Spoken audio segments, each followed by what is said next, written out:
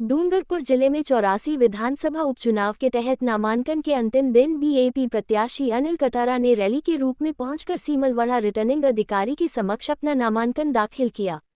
नामांकन के बाद कटारा ने मीडिया से रूबरू होते हुए आदिवासियों के हक और अधिकारों की लड़ाई लड़ने की बात कही। वही चुनाव जीत का दावा किया। आप देख रहे हैं डूंगरपुर खबर फास्ट न्यूज चैनल को सब्सक्राइब करें एवं खबर पर कमेंट जरूर दें। 84 विधानसभा उपचुनाव के तहत नामांकन के अंतिम दिन बीएपी उम्मीदवार अनिल कटारा ने अपने समर्थकों के साथ सीमलवाड़ा रिटर्निंग अधिकारी ऑफिस तक नामांकन रैली निकाली। नामांकन रैली मांडली रोड से शुरू हुई और करीब 2.5 किलोमीटर का सफर तय करते हुए सीमलवाड़ा रिटर्निंग अधिकारी ऑफिस पहुंची। रैली में सांसद राजकुमार रोत, आसपुर विधायक उमेश डामोर, बागीदौरा विधायक जयकृष्ण पटेल, जिलाध्यक्ष आनुतोष रोत, प्रदेश संयोजक पोपट खोखारिया, दिनेश रोत, जिला परिषद सदस्य कमलेश आहारी सहित हजारों की संख्या में समर्थक मौजूद रहे। नामांकन रैली के सीमलवाड़ा रिटर्निंग ऑफिस पहुंचने के बाद बीएपी उम्मीदवार अनिल कटारा ने रिटर्निंग अधिकारी के समक्ष नामांकन दाखिल किया। इस मौके पर उनके साथ सांसद राजकुमार रोत रहे। इधर नामांकन के बाद अनिल कटारा और सांसद राजकुमार रोत मीडिया से रूबरू हुए। इस दौरान उन्होंने कांग्रेस और भाजपा पर निशाना साधते हुए एक बार फिर 84 में बीएपी की जीत का दावा किया। वहीं उन्होंने आदिवासियों के हक और अधिकारों की लड़ाई लड़ने की भी बात कही।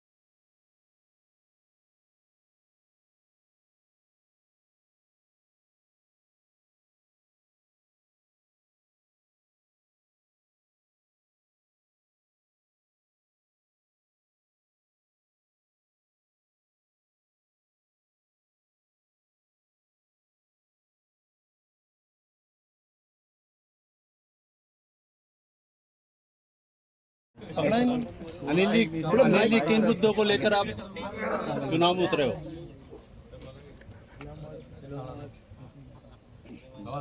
अनिल जी किन मुद्दों को लेकर चुनाव में उतरे हैं आप? सबसे पहला मुद्दा तो हमारा रहेगा शिक्षा, स्वास्थ्य और बेरोजगारों को रोजगार देना। उस पर हम काम करेंगे। पिछले छह साल से आपकी सरकार थी, आप ही के क्षेत्र के, आप ही पार्टी विधायक थे, ऐसे में इन्हीं मुद्दों पे आप चुनाव पे हो? किसने बोला? और आके देख लो क्षेत्र में, नहीं दूंगा उसका। क्षेत्र में आके आप देखोगे सब चीजें आपको अच्छे से मिलेगी। तो फिर क्यों चाहते हैं वापस उनको? अच्छे से हमको चाहिए, वो उच्च स्तरीय जो चाहिए। उन्होंने प्रयास किया था, हम लगातार उस पर काम करते ही जाएंगे जी। तो आपके आने से नया क्या मिलने वाला है? दिखाई नहीं रही।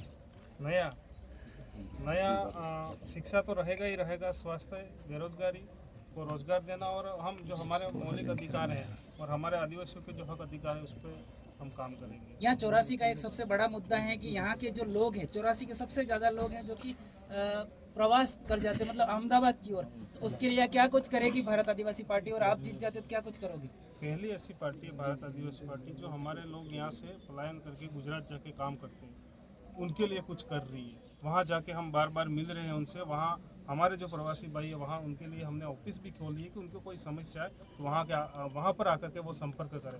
और आने वाले समय में हम भी यहाँ पर सब मिल करके रोजगार के अवसर पैदा करेंगे और लोगों का जो पलायन है वो रोकेंगे। चुनाव से पहले आपकी सीएम से मुलाकात हुई तो किस मुद्दों को लेकर चर्चा हुई थी? सीएम से मेरी कोई मुलाकात नहीं हुई। इस क्षेत्र को लेकर क्या मांग उठाएंगे? इस क्षेत्र को लेकर के मुख्य मांग हमारी शिक्षा, स्वास्थ्य, बेरोजगारों को रोजगार, पानी है। इसके बाद जो मूलभूत सुविधाएं हैं जो हर इंसान को चाहिए, उस पर हम काम करेंगे। गठबंधन जो रहा था इंडिया अलायंस के साथ केंद्र में, वो अब टूट गया कहीं ना कहीं। राजकुमार रोत जी की पार्टी के सामने सामने है, किस तरीके से देखते हैं इसको? ये जवाब राजकुमार पार्टी पदाधिकारी कुछ अफवाह वो ऐसी पार्टी चल पर रही है हमारा कि- जो शीर्ष कर्म है वो आपको उस पर कुछ अफवाह ऐसी चल रही है कि दो जैसे पिछले चुनाव में दो राजकुमार थे, इस बार भी सेम नाम के कोई उम्मीदवार हैं क्या?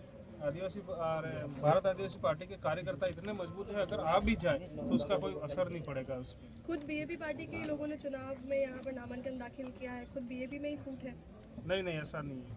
नहीं है ऐसा, नामांकन भरा गया है। किस नाम से? बदामी लाल जी से। बदामी लाल जी अभी हमारे संपर्क में थे, निष्कासित कर दिए गए। उनको पार्टी के हाईकमान के द्वारा निष्कासित। कहीं ना कहीं पार्टी नुकसान तो झेलेगी उसका। नहीं, बिल्कुल नहीं झेलेगी। भारत आदिवासी पार्टी का गढ़ जो 84 माना जाता है और अन्य पार्टियां अभी पुरजोर तरीके से कोशिश लगाई बैठी है, तो आप किस रणनीति से काम करेंगे? हमारी एक अलग सी व्यवस्था है और उस व्यवस्था के अनुसार हम काम करेंगे और गांव के हर वार्ड तक हम हर व्यक्ति तक हम पहुंचेंगे और हमारा जो प्रचार प्रसार रहेगा बहुत जोरदार रहेगा और हम जीतेंगे अच्छे से। आज बार इससे पहले गठबंधन नहीं पाया, जबकि लोकसभा चुनाव में आपने गठबंधन बीजेपी को हराने के लिए किया था। आपके चैनल के माध्यम से सारे दर्शकों को मैं धन्यवाद जोहार करना चाहता हूं और विशेषकर आज नामांकन रैली में जो एक उत्साह एक जो जुनून दिखा भारत आदिवासी पार्टी के हर कार्यकर्ता में, उस जुनून के आधार पे ये तय हो चुका है कि यहाँ पर भारत आदिवासी पार्टी एक तरफा जीत दर्ज करेगी। आपका सवाल था जो गठबंधन को लेके सारे चैनलों पे डिबेट चलती रहती है। हर समय हर चुनाव में अलग अलग स्थितियां बनती है।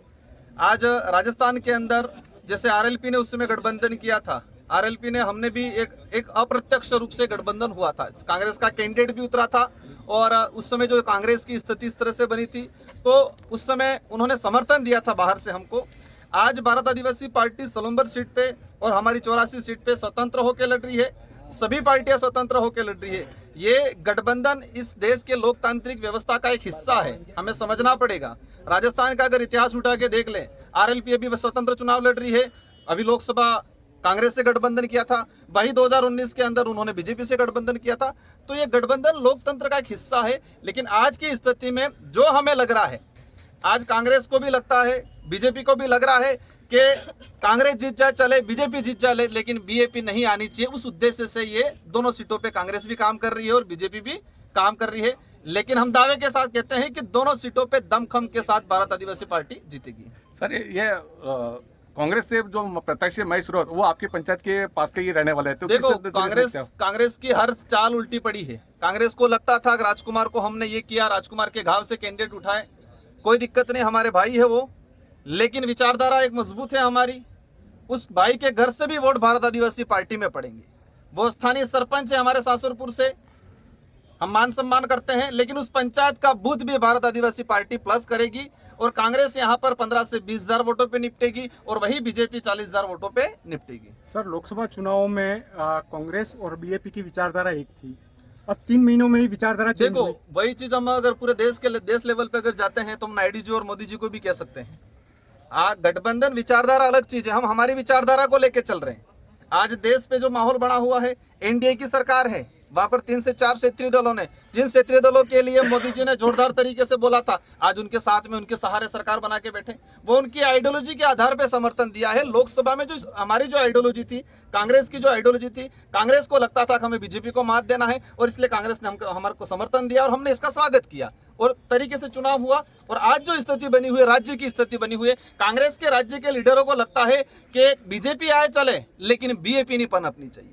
वो समय समय पे परिस्थिति। लेकिन मैं आज कहना चाहूंगा आपके चैनलों के माध्यम से, यहाँ पर एक तरफा 70,000 वोटों से बीएपी ने 2023 के चुनाव में मुझे चुना था यहाँ की जनता ने, और आज वही लीड रहेगी। एक वोट बढ़ेगा लेकिन कम नहीं होगा। दावे के साथ कह सकते हैं कि आपका जो रिकॉर्ड बनाया था आपने यहाँ पर, दोनों ही पार्टियों के अगर मतदान मिला भी ले तो भी आप उनसे जीत रहे थे, तो उस रिकॉर्ड को कायम रखेंगे, तो उसको ध्वस्त करके नया रिकॉर्ड बनाएंगे? बिल्कुल, आपकी पहले वाली लाइन कायम हो जाएगी कि ये रिकॉर्ड कायम होगा, अवश्य कायम होगा, एक संख्या और बढ़ेगी। हाँ, आपका कहना था कि जिस तरह से चुनाव में, जिस तरह से वादों को लेके चुनाव में आए हैं, आज हम लोग जिन मुद्दों को लेके आए हैं, आप कांग्रेस के मुद्दे देख लो, बीजेपी के मुद्दे देख लो, दोनों के मुद्दे हवा हवाई है। एक ही कहते हैं ये करेंगे, वो करेंगे, अमृत देश बनाएंगे, देश को आगे बढ़ाएंगे, ये करेंगे, विश्व गुरु बनाएंगे। लेकिन देश में जो स्थिति बन रही है, हमारा भाई कह रहा था एजुकेशन को लेके, मैं 5 साल विधायक रहा।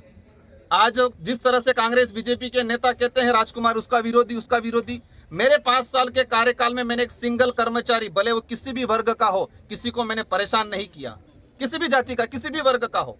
और कोई भी व्यक्ति मेरे पास आया, हर समाज के व्यक्ति को मैंने फ्री में ट्रांसफर कराया, लेकिन आज वही बीजेपी आज पैसों के दम पे ट्रांसफर कर रहे हैं, वाल्डनों की पोस्टिंग पैसों के दम पे दे रहे हैं, और आज जिस तरह से कर्मचारियों को परेशान करके भगा रहे हैं, शिक्षण व्यवस्था खराब हो रही है, टीचर लाए और लगाने के बजाय उनको हटाने का काम कर रहे हैं, मेडिकल व्यवस्था तहस-नहस हो गई है। इस क्षेत्र का सबसे बड़ा मुद्दा था कडाना का पानी गेजीघाटा तक लाना। मैं दावे के साथ कहता हूं, मैंने ये काम करवाया, ये सैंक्शन करवाया, उसका टेंडर हो गया, लेकिन जैसे भाजपा की सरकार आई उन्होंने वर्क ऑर्डर देना बंद कर दिया। ये विकास के नाम लेते हैं लेकिन विकास विरोध का काम करते हैं। ये जनता समझ चुकी है, कडाना के पानी के लिए इस क्षेत्र की जनता तरस रही है। अगर वो सच में भला चाहते थे, इन 11 महीनों के अंदर कडाना का जो वर्क ऑर्डर पेंडिंग है वो वर्क ऑर्डर दे देते, लेकिन जनता को समझ चुका है। घर घर तक हमारा कार्यकर्ता इस बात को लेके जाएंगे, और जिस तरह से उन्होंने कडाना प्रोजेक्ट को रोकने का काम किया है उनको भुगतना पड़ेगा इस चुनाव के अंदर। जी, थैंक यू।